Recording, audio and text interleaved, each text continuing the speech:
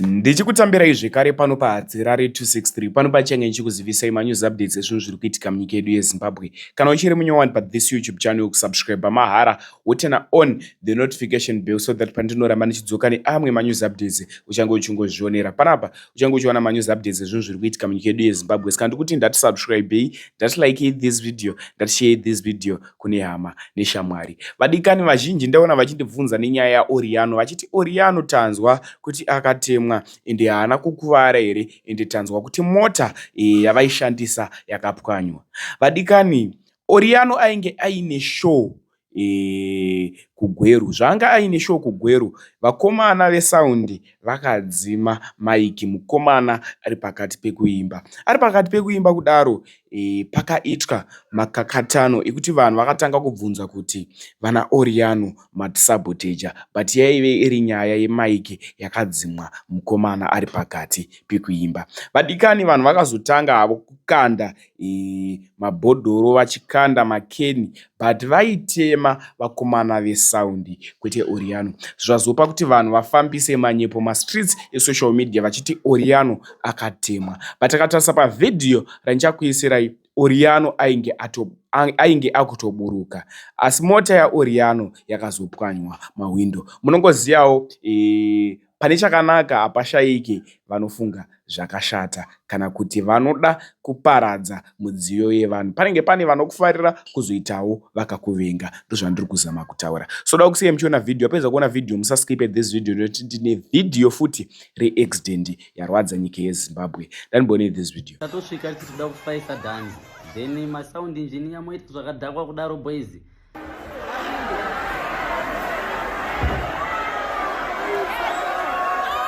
Vanhu vakatimirira vachitida, vanhu vachifara zvekuti kana patakasvika mwana wese anga ari mafaro bedzi iri sing along.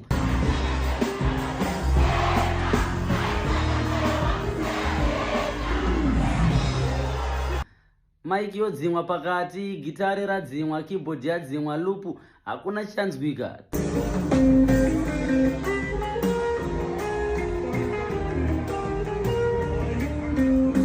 Takutombotraya kuflexa guys, takutombotraya kuengage nevanhu paipai tinonzi tichiinteracta nevanhu. Guys, musatambe mimi makamisa vanhu mudhanzi pakati peusiku 2 am 20 minutes muchitraya kuda kuhadhira kudai nekudai. I think wangu ariko wanokwanisa kuzviona, ende ndazoona zvakubuda nepamwe zvitonge takabhaisa, but pakabhaizika ende hatina kufara nazvo. Takutobva takumhanya paye, mota yatsemuka maglazi, panobhaizika zvekudaro. Sound cheki takasvika takakumbira sound cheki, vanhu vachingoita muzerere nekudai. Hatina kufara nazvo. Tambozama kuhadhira.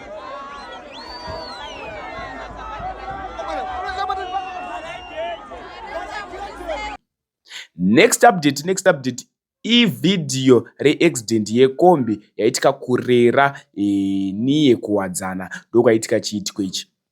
Kombi iyi yakaputika matayi 2. Yaputika, tasangana nemarwadzo ekuti pane akatisiya ipapo pachiitiko ichichi, mukadzi aine nhumbu. Ngazorore murugare zvinhu zvatinge sinotarisira senyika yeZimbabwe kuti zvinge zvichiitika munyika inoyi yeZimbabwe. Zvinorwadza, zvinoseresa. Mukadzi ane nhumbu atisiya, vamwe vakuvara zvakaipisisa. Kutaura kunoku vari mumaoko emadoctors, vari kuzama kuvarapa kuti varikave. Ndatinamatei kuna Mwari kuti vapore nenyasha dzaMwari. Get well soon kwavari. Zvinorwadza, zvinoseresa, ndo macases atiri kunyoresiva muno munyika ino yeZimbabwe. Zvopedzwa sei? Zvakuda kuti tishinge kunamata. Ini saHadzirare, ndakukusiyai muchiona video. Much love.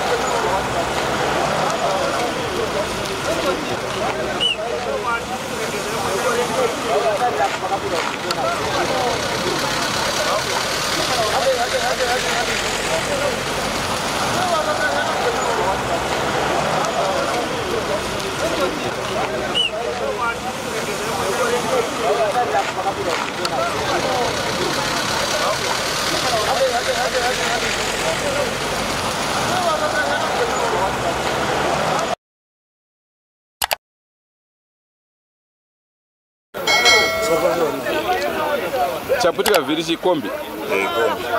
Ndobva zvafamba sei? Ndetezungu vanhu vatezungu yamaambulenzi vanhu vatenga kutakura kuti kandipa piki kuona. Hapana vashaya. Wani amai varumbu vose.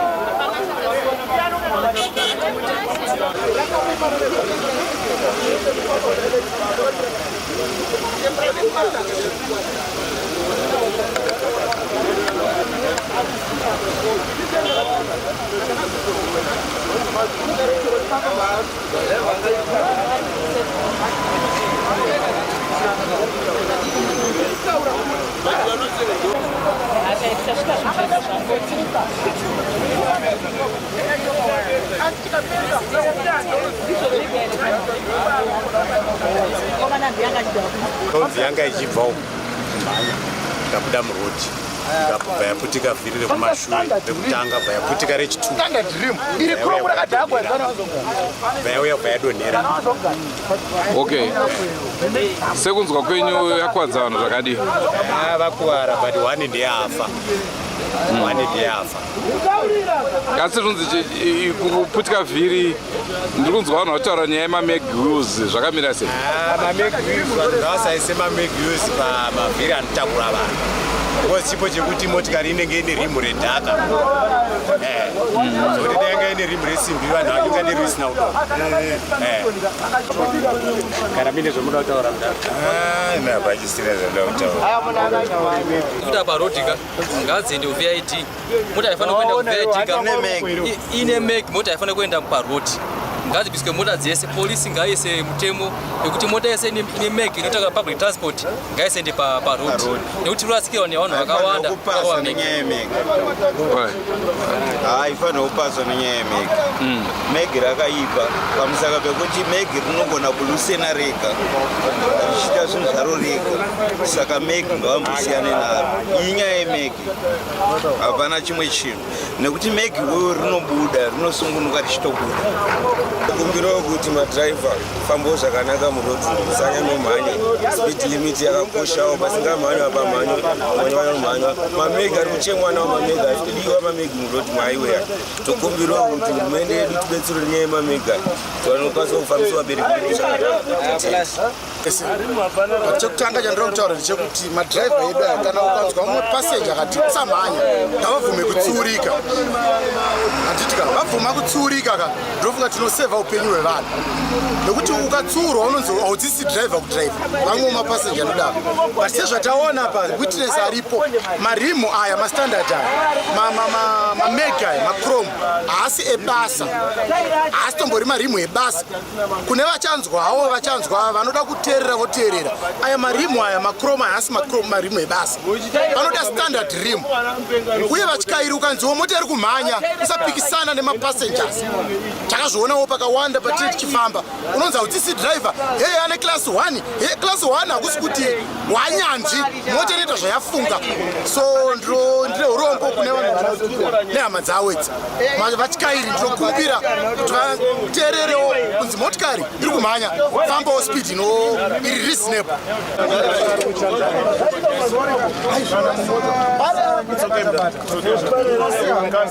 Vanenge vada kutora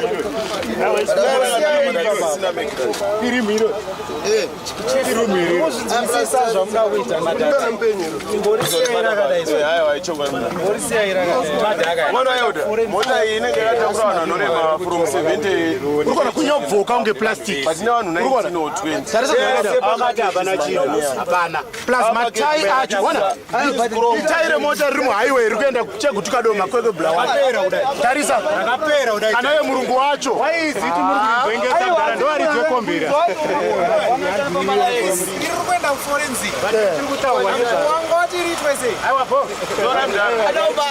aiwa ndani tikari chiri kutaurwa nezvako pano waizviti muri kumhanyira kutata zamana kushamira vakomana vanenge vachishamira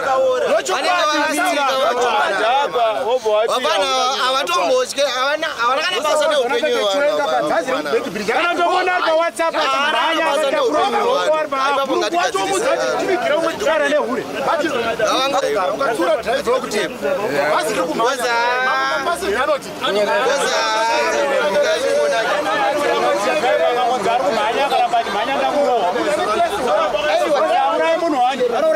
vamwe vabereki vandokudzati aiwa musiyei kuwa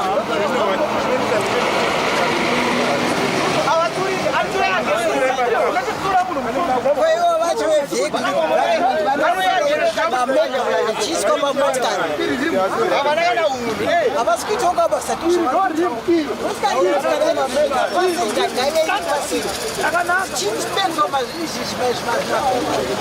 vakomana vemakombi ngaodasei andoyaragenezira onotanga ukukulanya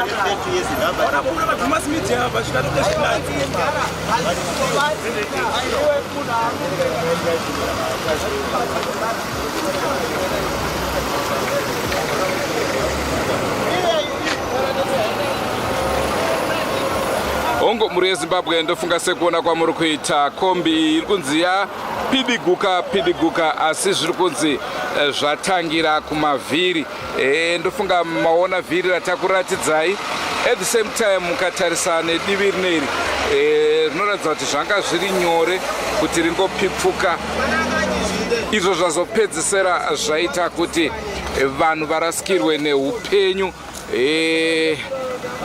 zvinonzi fambai zvishoma nezvishoma mugwagwa it seems vanhu havateerere mukatarisa speed limit yenzvimbo inofanira kunge iri pa60 km/h asi zvaitika izvi zvinoratidza kuti kombi yanga ichibhururuka zvachose yanga ichimhanyisisa zvikuru ukazoona yaparara kudai upenyu hwevanhu nyange vanenge vararama asi hunenge hwatopa njodzi zvikuru. Rangu zita ndinonzi Andrew Neshamba senguva dzeseka muri yeZimbabwe. Tinokurudzirai kusubscribe kuDrumas Media. Drumas Media taking you to another level. Sekuona kwamuri kuita vazhinji vanga vachichema nenhau yemaMegwell kuti aiwaka iwaya hafanirwe kunge aripo mapublic transport.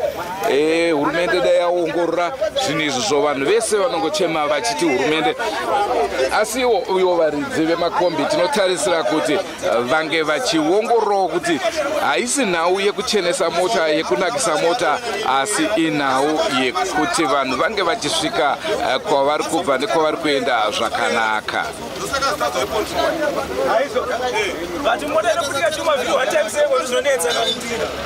Hanzi chichaiti hakuna kutsanangura nyaya dzemota koma vanhu vane information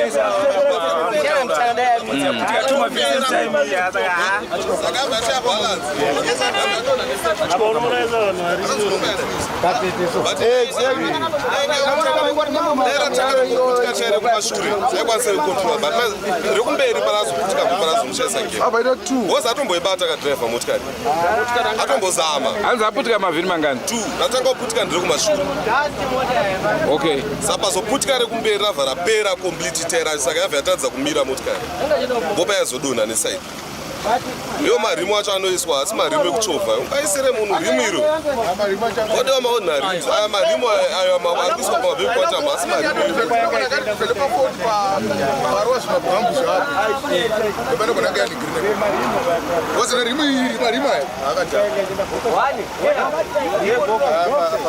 marimuimbori marimu ekusapa mota dzinoenda pahaiwei